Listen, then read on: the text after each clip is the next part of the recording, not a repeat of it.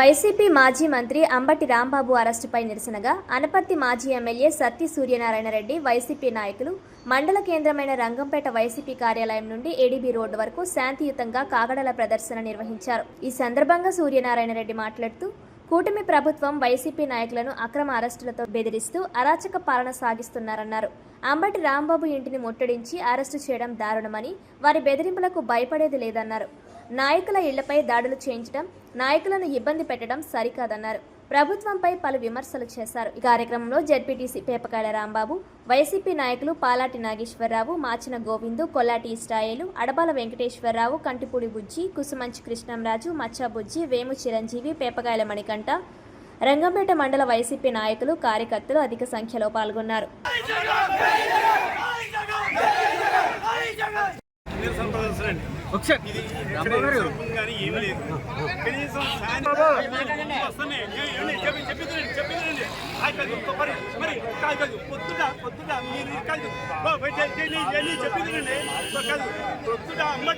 అంబటి రాంబాబు గారు ఇచ్చిబొమ్మ ఎందుకు దగ్ధం చేశారు?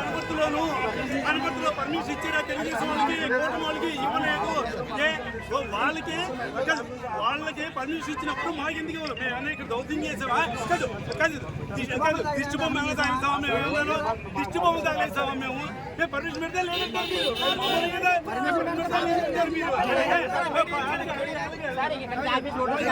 పర్మిషన్ పెడితే లేదంటారు. శాంతియుత ప్రదర్శన చేద్దామంటే అది లేదు. ఇక్కడ ఎలా ఉందంటే ఈ రోజున ఆంధ్రప్రదేశ్ ఎలా ఉందంటే పోలీసు రాజ్యం. అనపర్తి నియోజకవర్గం రంగంపేట గ్రామంలో శాంతియుతంగా కాగడాల ప్రదర్శన చేయడానికి వైఎస్ఆర్ కాంగ్రెస్ పార్టీ నాయకులు, కార్యకర్తలు అందరూ కూడా నిర్ణయించారు. దీనికి కారణం మనందరికీ కూడా తెలిసిందే. అంబటి రాంబాబు గారిని ఏ రకంగా రెచ్చగొట్టి ఏ రకంగా మాట్లాడారన్న తెలుసు. అంతేకాకుండా తన ఇంటి మీద కూడా ఏ రకంగా దాడి చేసి ఎంత భయభ్రాంతులు చేసి ఆయన దొరికితే ఆయన చంపేద్దరు. ఆ రకంగా తెలుగుదేశం పార్టీ గుండాలు ప్రయత్నం చేశారు. మళ్ళీ ఈవేళ జోగి రమేష్ గారి ఇంటిపైకి మళ్ళీ దాడికి వెళ్ళారు. అంటే చూడండి రాష్ట్రం ఎడిపోతుందో. అంటే వాళ్ళు కూటమి ప్రభుత్వం అధికారంలోకి వచ్చిన తర్వాత వాళ్ళ వాగ్దానాలు ఏమీ అమలు చేయలేకపోతున్నారు. ప్రభుత్వం లేనిపోయిన మాటలు మాట్లాడి ఇరుకుని పడిపోతుంది. దానికి లడ్డు విషయమే మనకి ఉదాహరణ. అటువంటిప్పుడు దాన్ని ఎత్తుతున్నారన్న ఉద్దేశంతో అంబటి రాంబాబు గారు లాంటి ఎవరైతే వ్యక్తి ఉన్నారో యాక్టివ్గా మాట్లాడే వ్యక్తిని మరి అంతం చేయాలన్న ఉద్దేశంతో ఈ రోజున కూటమి ప్రభుత్వం ఈ రకంగా దాడి చేసింది. అంతేకాకుండా గతంలో చూసాం పేద ప్రజల పక్షాన పోరాడిన వంగవీటి మోహన్ రంగా గారిని ఏ రకంగా అంతమొందించారో చూసాం. అదేవిధంగా ఈ రోజున తర్వాత ముద్రగడ పద్మనాభం గారిని ఏ రకంగా హింసించారో ప్రముఖ కాపు నాయకుడు చూసాం. మళ్ళీ నిన్న అంబటి రాంబాబు గారి మీద జరిగింది. ఈ రోజున మరి తూర్పుగోదావరి జిల్లాలోనే వైఎస్ఆర్ కాంగ్రెస్ పార్టీ ముఖ్య నాయకులు, అదేవిధంగా ప్రముఖ కాపు నేత అయినటువంటి జక్కంపూడి రాజా గారిని, వారి సోదరుడు గణేష్ గారిని కూడా హౌస్ అరెస్ట్ చేయడం జరిగింది. ఎందుకు? ప్రభుత్వానికి భయం. వాళ్ళు బయటకు వస్తే ఏమైపోతుందన్న భయం. గతంలో కూడా రంగా గారు కూడా అంతే. ఆయన బతికుంటే లాభం లేదనుకుని ఆయన్ని చంపించేశారు. అది మనందరికీ కూడా తెలిసింది. దాంట్లో ఎవరెవరో హ్యాండ్ ఉందా అన్నది అప్పట్లోనే మరి వీడియోలన్నీ కూడా చూసాం. అంటే ఇటువంటి ప్రముఖ కాపు నేతలు అందరినీ కూడా ఒక్కొక్కరిని తొలగించుకుంటే మనకు అడ్డు ఉండదని. ఆ కాపు నేతతో పాటు ఈ రోజున బీసీ నేత, ప్రముఖ బీసీ నేత జోగి రమేష్ గారి ఇంటిపైన కూడా దాడి జరిగింది.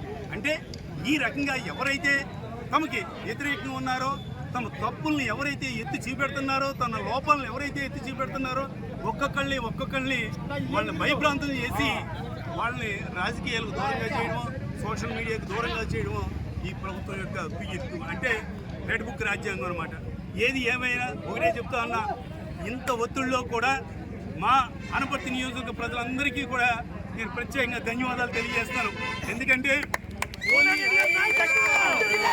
పోలీసులు ఎట్టి పరిస్థితుల్లోనూ కూడా ఈ శాంతియుత ప్రదర్శన కూడా నేను రాకూడదని మరి ఒక ఎస్ఐ స్టాఫ్ తోటి ఒక కారు వెనకాల ఒక కారులో అనపర్తి ఎస్ఐ అన్న స్టాఫ్ తోటి ఒక కారు తోటి నన్ను ఆఫ్ చేసి దారిలో నన్ను రాకుండా చేద్దాం అనుకున్నారు.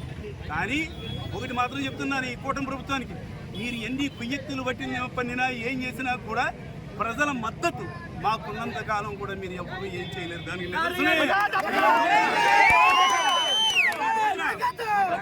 బలవంతంగా అంతమంది పోలీస్ అధికారులు కానీ పోలీస్ సిబ్బంది కానీ మమ్మల్ని ఆఫ్ చేద్దామని ప్రయత్నం చేసినా కూడా ప్రజలే ఇంకా కార్యకర్తలే తమ భుజాలను ఎక్కించుకుని వాళ్ళే ఎదురుకు తీసుకొచ్చారు. నిజంగా వాళ్ళందరినీ కూడా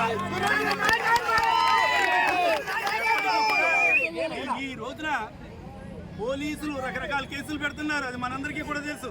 మీ కేసులు ఒక లెక్క కాదని ప్రతి కార్యకర్త కూడా గుండె ధైర్యంగా ముందుకొచ్చి మరి ఈ రోజున నిరసన ప్రదర్శన అంటే అంబటి రాంబాబు గారు అక్రమ అరెస్టు, అదేవిధంగా ఆయన పైన జరిగిన దాన్ని ఖండిస్తూ ఈ రోజున మన రంగంపేటలో జరిగే కాగడాల ప్రదర్శన, నిరసన ప్రదర్శన, దీనికి కూడా మరి పోలీసులు అడ్డుకుంటే తెగించి బయటకు వచ్చిన ప్రతి కార్యకర్తకి నాయకుడికి కూడా నేను ధన్యవాదాలు తెలియజేస్తూ, ఏది ఏమైనా ఇంకోటి కూడా మాత్రం ఈ సందర్భంగా ప్రభుత్వం కూడా చెప్తున్నా, మీరు ఈ రకంగా అణిచివేతకు ప్రయత్నించారు చూడని ఇదే మాకు మళ్ళీ కొండంత బలం ఇచ్చింది. మా కార్యకర్తల్లో నూతన ఉత్సాహం కలిగింది.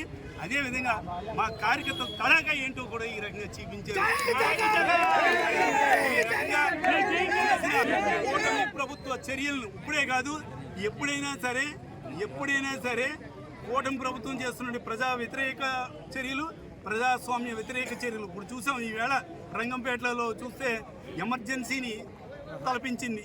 ఆ రోజుల్లో ఎమర్జెన్సీ ఇందిరాగాంధీ చేసిందంటే మా చిన్నప్పుడు రకరకాలుగా చెప్పుకునేవారు, దాన్ని మించిపోయి చేశారు. ఈ రోజున కనీసం శాంతియుత ప్రదర్శన కూడా లేదే. మరి ఇక్కడ తెలుగుదేశం పార్టీకి సంబంధించిన వాళ్ళు అనపర్తిలో మరి అంబటి రాంబాబు గారి దిష్టి బొమ్మను దగ్ధం చేశారు, వాళ్ళ ర్యాలీ చేశారు. వాళ్ళు ఎవరికీ కూడా ఏ పర్మిషన్ లేవు, ఏ రకంగానో అడ్డు లేదు. కానీ మేము శాంతియుతంగా చేస్తే భయం అంటే ప్రజల్లో వైఎస్ఆర్ కాంగ్రెస్ పార్టీకి ఇంత బలం ఉంది, కార్యకర్తలు నాయకులు ఇంతమంది వచ్చేస్తారు, ఇది చూసి ప్రజలందరూ ఏమనుకుంటారో ఏంటో భయం, ఏదో రకంగా విచ్ఛిన్నం చేయాలనే ఉద్దేశంతో ఈ రకంగా కుట్ర పన్నింది. ఎంత కుట్రలు పన్నినా ఏం చేసినా కూడా ప్రజలు కార్యకర్తలు మద్దతు ఉన్నంత వరకు కూడా వైఎస్ఆర్ కాంగ్రెస్ పార్టీని ఎవరూ ఏం చేయలేరు. జగన్మోహన్ రెడ్డి గారి నాయకత్వం రోజు రోజుకి కూడా బలపడుతుందని మాకు ఈ సందర్భంగా తెలియజేస్తుంది.